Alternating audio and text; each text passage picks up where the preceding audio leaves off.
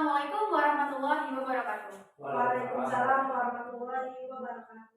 Alhamdulillahirabbil alamin wa bihi nasta'in ala umuri dunya waddin. Wassalatu wassalamu ala asyrofil anbiya'i wal mursalin wa ala alihi wa ashabihi wa barik wasallam ajmain. Amma ba'du. Puji syukur marilah kita panjatkan kepada Allah Subhanahu wa taala karena kita bisa dipertemukan di Masjid UJ ini dalam keadaan sehat walafiat. Senang sekali saya rasanya hari ini bisa berkumpul nih dengan Bapak Ibu jamaah pengajian UJ yang Masya Allah walaupun akhir pekan seperti ini masih tetap semangat dan istiqomah nih dalam menjalankan ibadah dan mengejar pahala akhirat kelak. Dari kelihatan dari wajahnya nih kayak Insya Allah para calon penghuni surga semua ya Pak, Bu. Amin, amin ya rabbal alamin. Sebelumnya izinkan saya untuk memperkenalkan diri terlebih dahulu. Saya adalah Mbak Abidah, Bapak Ibu sekalian. Saya adalah salah satu relawan dari Yayasan Baik Hati. Saya di sini adalah seorang mahasiswa semester 5 yang di samping kesibukan kuliah, saya juga aktif membantu secara waktu dan juga tenaga di yayasan kita. Karena saya sendiri percaya Bapak Ibu, saya juga ada keinginan bahwa saya bisa membantu dan memberikan manfaat kepada masyarakat sekitar.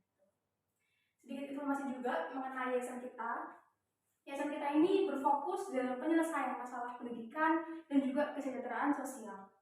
Kami berkomitmen untuk bisa membantu menyediakan sarana dan prasarana pendidikan bagi adik-adik yatim piatu dan duafa dan juga membantu orang-orang dan keluarga miskin yang membutuhkan. Alhamdulillah saat ini kami sudah ada 25 adik-adik tingkat SD dan juga 30 keluarga miskin yang kami bantu secara berkelanjutan. Untuk lokasi kantor kami sendiri, Bapak Ibu, itu terletak di Jalan Bagong nomor 1. Jaraknya kurang lebih 5 kilometeran lah kalau dari sini. Sekitaran 15 sampai 20 menitan kalau naik motor.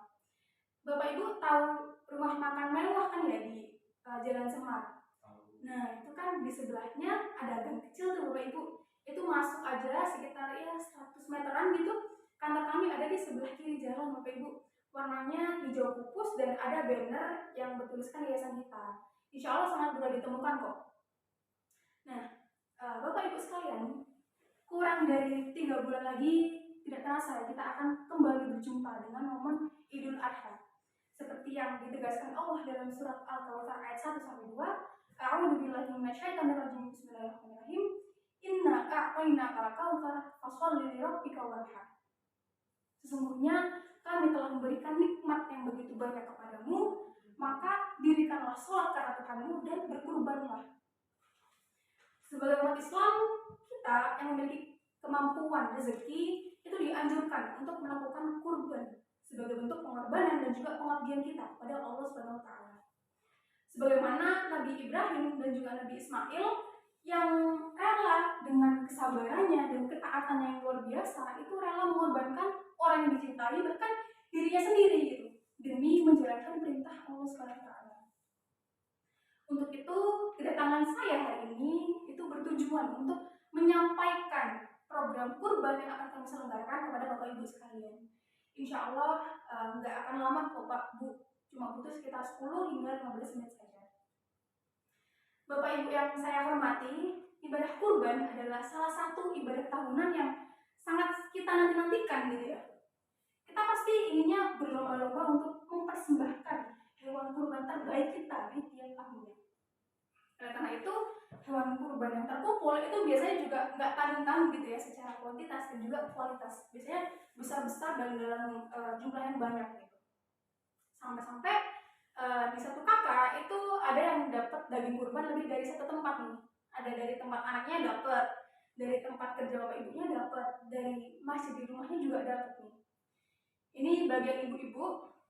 Bu-ibu, ini biasanya udah muncul nih kayak bakat terpendam dan kreativitas dalam mengolah masakan daging gitu. Karena daging yang didapat ini banyak sekali, tapi kalau dibuat untuk satu menu itu bosan gitu kan ya ibu-ibu. Nah, begitu. Nah, kemeriahan dan sukacita yang kita rasakan dalam momen kurban ini, momen kita menyembelih hewan kurban, momen kita membagikan daging kurban kepada masyarakat, momen kita merasakan masakan olahan daging yang enak gitu ya, semuanya bisa kita rasakan penuh di sekitar kita di tiap tahunnya. Namun Bapak Ibu sekalian, permasalahannya kita kan biasanya menyerahkan gitu ya, dan membagikan daging kurban hanya di lingkungan sekitar aja gitu. Sehingga yang menerima itu juga ya tetangga-tetangga dan juga masyarakat sekitar. Namun Bapak Ibu, gimana ya kira-kira kalau di lingkungan tersebut itu tidak ada warga yang mampu dan sanggup mengorbankan hewan kurban? Seperti halnya di wilayah terluar, terdepan dan juga tertinggal. Ya maka tidak akan ada distribusi daging kurban di wilayah tersebut gitu kan ya. Nah, kenyataannya Bapak Ibu, di masa kini itu kita masih bisa menjumpai beberapa saudara muslim kita yang merayakan hewan kurban tanpa adanya penyembelihan hewan kurban. Seperti halnya di Desa Sumberpring yang berada di kaki Gunung Arjuna itu ya, yang selama 10 tahun terakhir ini itu hampir tidak ada Bapak-bapak. Hampir tidak ada penyembelihan hewan kurban di sana. Untuk tahun lalu ada 1 kambing gitu yang disembelih dan juga dibagikan kepada warga, seluruh warga di sana yang berjumlah 20 kakak. Itu pun nggak semua bisa dapat gitu, karena ibaratnya tiap-tiap kakak nih itu mendapatkan 1 mangkok kecil daging kurban. Kalau Bapak Ibu pernah dapat akikohan gitu ya, itu kan kadang ada masakan gulai daging. Nah, kira-kira segitu daging kurban yang mereka dapatkan tahun lalu. Sangat amat terbatas Bapak Ibu. Dan kemarin itu ketika saya survei di sana juga ya, itu melihat bahwa mayoritas orang di sana itu memang seorang petani gitu. Mereka petani jagung, petani padi, palawija. Yang mana akhir-akhir ini mereka tuh sering kali mengalami gagal panen karena adanya hama monyet dan juga babi hutan. Nah, sehingga ya mereka tidak bisa dapat penghasilan apa-apa, bahkan mengalami kerugian gitu karena wabah tersebut, hama tersebut. Nah, dengan kondisi seperti itu kira-kira ya gimana mereka bisa ikut kurban ya Pak, Bu? Mereka makan aja itu ya mereka mengandalkan hasil panen mereka. Kalau mereka nggak panen ya bahannya ya seadanya aja gitu. Yang seringkali tuh bisa dikatakan jauh dari kata layak untuk dimakan. Sehingga ya saya pribadi ini ketika kemarin ikut survei di sana ya Pak, Bu, mohon maaf sekali saya tuh juga merasakan kasihan dan prihatin kepada mereka. Oleh karena itu kami yayasan kita mengadakan program Pak Kumis, program untuk lingkungan padat, kumuh dan juga miskin.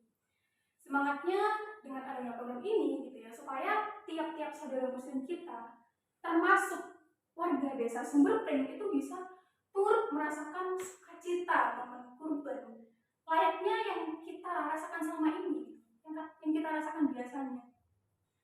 Pak, Bu, sukacita yang biasanya kita rasakan itu bukan sesuatu yang biasa bagi mereka. Itu adalah sesuatu yang dalam tanda kutip mewah gitu, karena memang mereka tidak bisa merasakannya setiap hari, sehari-hari itu tidak seperti itu. Mereka jarang sekali merasakan makan daging, itu jarang sekali. Maka melalui program ini, insya Allah tidak hanya pahala kurban saja yang Bapak Ibu dapatkan, tapi juga pahala dalam membantu saudara kita yang membutuhkan, yang kekurangan. Sehingga insya Allah ibadah kurban tahun ini itu kita bisa lebih upgrade dibandingkan ibadah kurban kita tahun-tahun sebelumnya. Nah, insya Allah nanti ketika hewan kurban itu terkumpul, kita akan melakukan penyembelihan dengan bekerjasama dengan takmir masjid setempat. Dan kemudian akan dibagikan dalam kondisi matang dan juga mentah berupa masakan dan olahan daging gitu ya. Sehingga nanti di hari raya nanti setidaknya 1 atau 2 hari itu warga Desa Sumberpring bisa bersama-sama merasakan, mengincipi masakan yang enak dan dalam tanda kutip mewah gitu bagi mereka kalau dibandingkan dengan hari-hari biasanya. Nah, kemudian bagi Bapak Ibu yang akan membantu di program ini, kami akan memberikan dokumentasi lengkap selama proses penyembelihan, pengepakan hingga pembagian daging kurban gitu. Dan Bapak Ibu juga dipersilahkan kalau mau datang ke lokasi gitu ya, itu juga dipersilahkan dengan mengikuti mekanisme yang sudah ditetapkan oleh panitia kurban kami. Sehingga Bapak Ibu nggak usah khawatir, karena Bapak Ibu juga bisa memantau gitu ya dalam tanda kutip jalannya program Pak Kumis ini. Gitu. Rencananya Bapak Ibu kami akan menyalurkan kurban, salah satunya adalah sapi dengan berat kurang lebih 360 sampai 380 kg seharga 21 juta rupiah. Nah, untuk kurban sapi ini itu juga bisa dibagi menjadi patungan 7 orang Bapak Ibu. Jadi insya Allah tidak begitu berat gitu ya kalau langsung satu sapi. Nah, begitu Bapak Ibu. Namun saya rasa harga ini itu tidak begitu mahal kok, tidak begitu besar kok kalau dibandingkan dengan kebahagiaan yang warga desa Sumberpring itu rasakan dengan adanya program kurban Pak Kumis ini. Saya rasa mereka juga pasti ingin sekali ya Bapak Ibu, rindu sekali untuk bisa turut menyembelih hewan kurban di momen Idul Adha ini. Di satu sisi harga tersebut itu ya hitungannya kalau misal kita mengeluarkan nih untuk momen kurban tahun ini hanya untuk sekali keluar ini untuk kurban ini, kalau kita mau tabung selama setahun itu hanya sekitar Rp250.000 saja per bulannya Bapak Ibu. Sebuah nominal yang saya yakin untuk sebagian dari kita itu adalah sesuatu yang kecil gitu. Tapi bagi warga desa Sumberpring ini adalah sesuatu yang besar Bapak Ibu sekalian. Nah, oleh karena itu kami juga khawatir. Kami khawatir kalau saja tidak ada yang membantu di program ini. Kami khawatir bahwa tahun ini lagi-lagi mereka tidak bisa menyembelih hewan kurban seperti 10 tahun sebelumnya. Oleh karena itu, kami ingin mengajak Bapak Ibu sekalian barangkali berkenan berpartisipasi di program kurban Pak Kumis ini dengan menyisihkan sebagian harta, menyisihkan sebagian rezeki, dan menyalurkan hewan kurban sapi tahun ini untuk warga desa Sumberpring.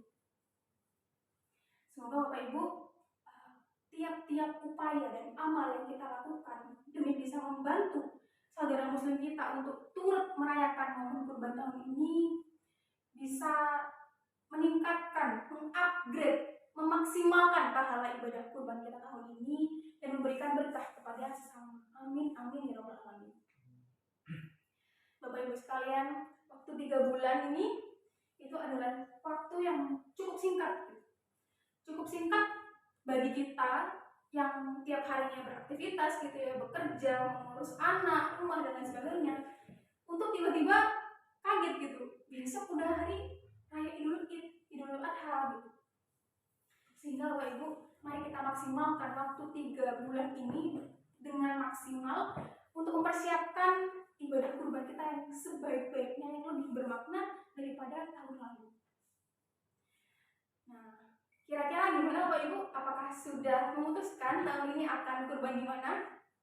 Insya Allah kami siap untuk membantu Bapak Ibu mempersiapkan ibadah kurban dengan lebih bermakna tahun ini. Kalau Bapak Ibu berkenan untuk mencari tahu lebih lanjut tentang program kurban Pak Kumis, monggo boleh datang ke yayasan kami di Jalan Bandung nomor 1 atau menghubungi kami melalui 081 111 111. Insya Allah kami siap dan sigap membantu Bapak Ibu sekalian. Oke, mungkin itu saja yang bisa saya sampaikan. Terima kasih banyak Bapak Ibu sekalian atas waktu dan juga perhatiannya yang Bapak Ibu berikan selama 10-15 menit ini. Saya mohon maaf kalau ada perkataan yang kurang berkenan. Wassalamualaikum warahmatullahi wabarakatuh. Waalaikumsalam warahmatullahi wabarakatuh. Yang penting jadi.